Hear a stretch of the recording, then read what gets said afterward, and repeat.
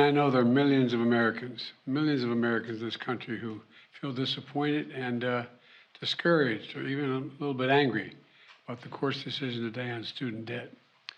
And I must admit, I do too. President Joe Biden there addressing the nation after the Supreme Court blocked his student loan forgiveness program. President Biden's plan would have wiped out more than $400 billion in debt for millions of borrowers. The White House approved the debt relief plan under the HEROES Act, but Republican states pushed back, accusing the administration of executive overreach. The majority of justices agreed. Before Friday's ruling, the payment pause enacted during the pandemic was set to expire August 30th. The U.S. Department of Education previously confirmed student loan payments will be due again in October, with interest kicking in September 1st. This effectively restarts loans which have been frozen for 3 years. The justices also ruled in some other big decisions here that certain businesses can refuse some services to LGBTQ plus people or anyone whose message they might oppose. The conservative justices sided with a Christian web designer who argued designing a website for a same-sex wedding conflicted with her religious views. She said being forced to do so would violate her freedom of speech.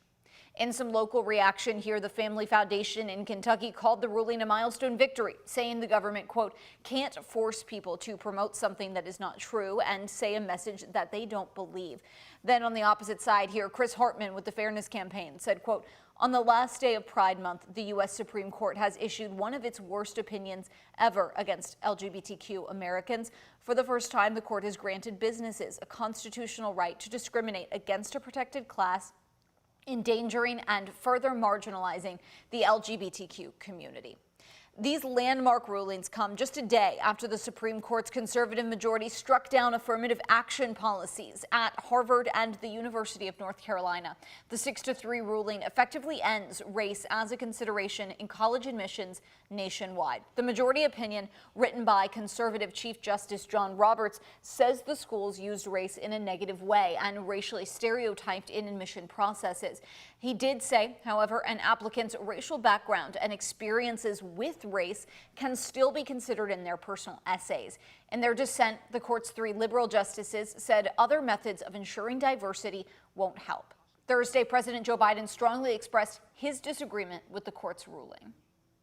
It's done more to unravel basic rights and basic decisions than any court in recent history.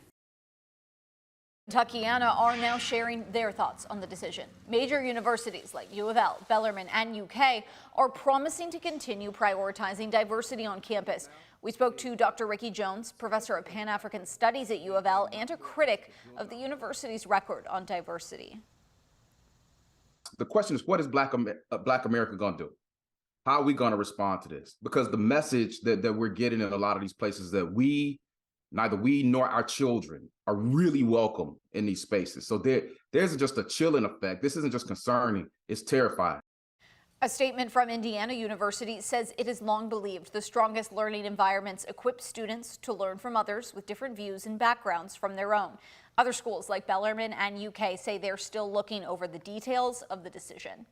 Kentucky Attorney General Daniel Cameron, though, supports the ruling, saying it, quote, reaffirms what the American dream is all about, the promise of freedom and equal treatment for all without regard to race.